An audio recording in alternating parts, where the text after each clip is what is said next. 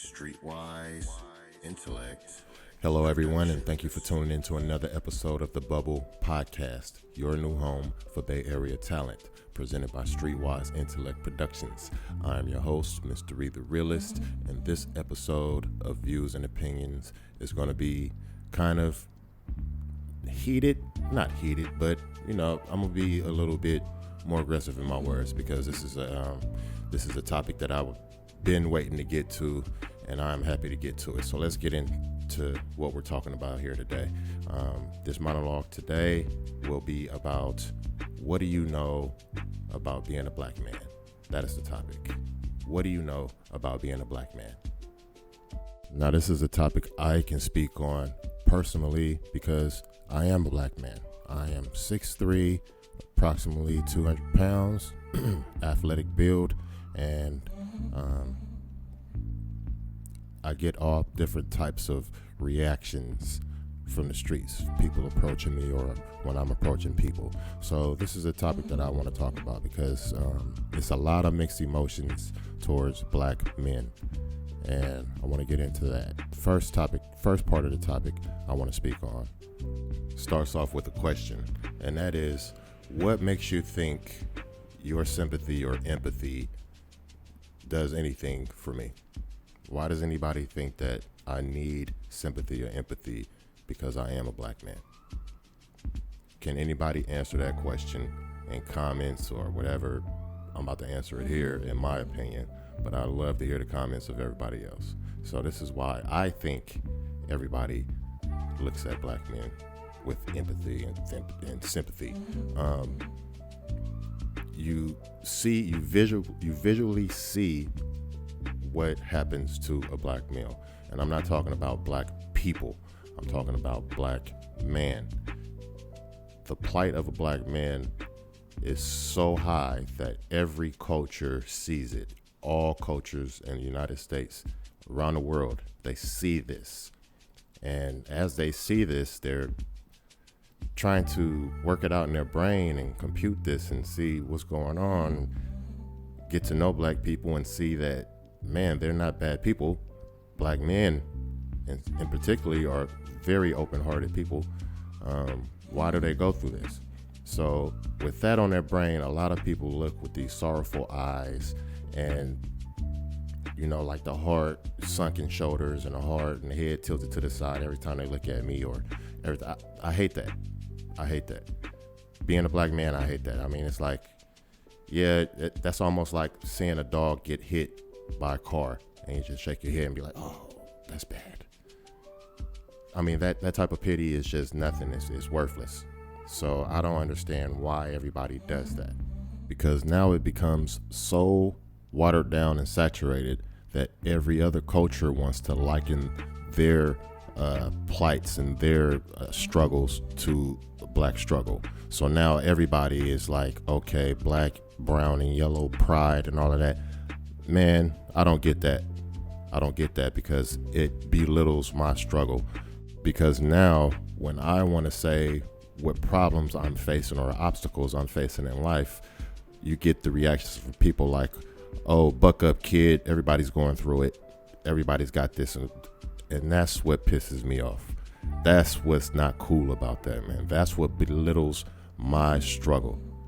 I'm not one to be having no pity parties or trying to have somebody sit up here and rub and pat on my back for sympathy, because that's just the type of person I am. But it's just the way that it comes across to me is like super, super like nonchalant, disrespectful. Like, for instance, I've had many conversations with acquaintances that were not of my culture and some that were female. And I will let them know how I felt about some people in certain cultures walking around parked cars when I'm walking up the street. What the hell, man? I'm clean cut. My clothes are clean.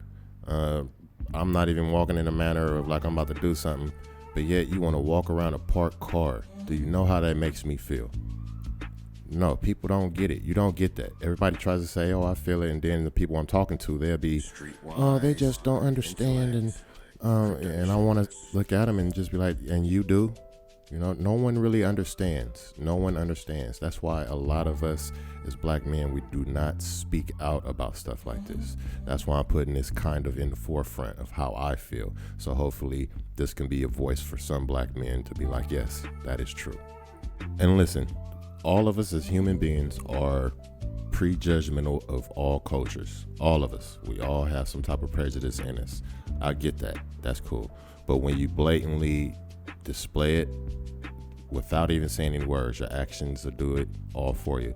With doing that, it makes your culture, my culture is included in this, look really dumb, because you look backwards in your talk, you look hypocritical, which brings me to my next point of my topic. What do you know about being a black man?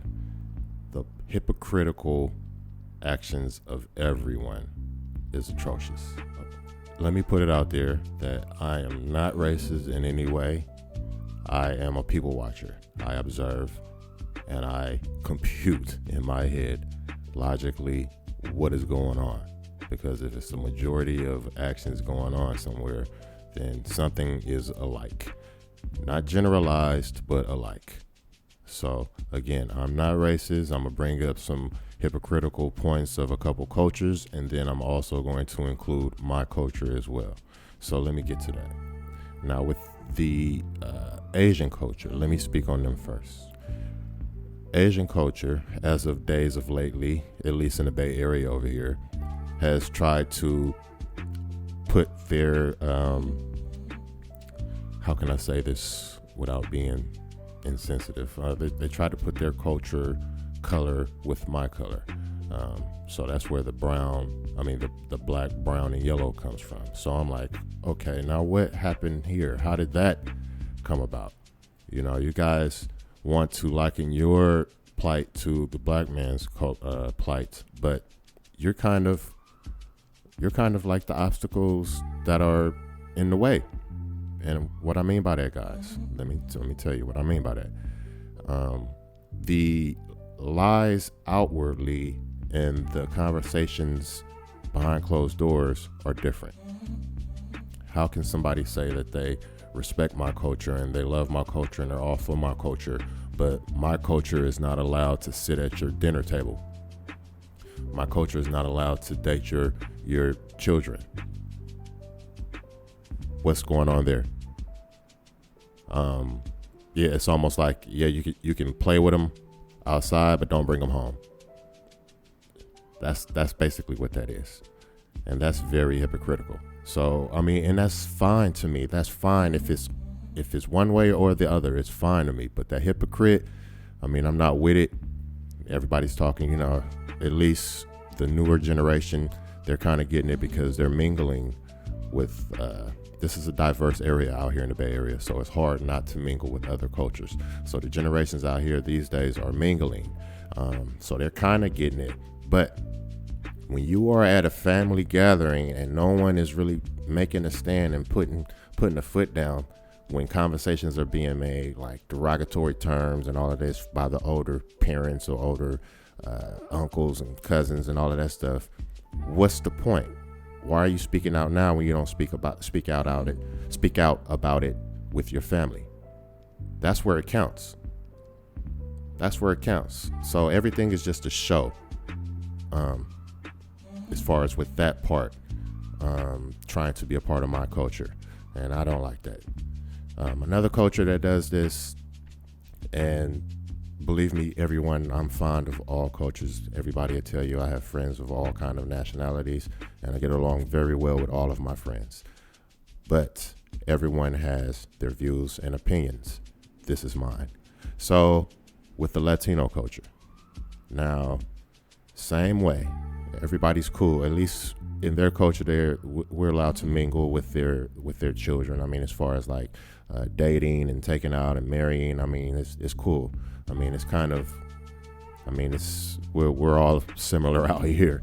The Bay Area is kind of the same demographics. So in that aspect, it's cool. But again, as in the Asian culture, why not get around your family members and tell them, hey man, Cut that mayate crap out, man.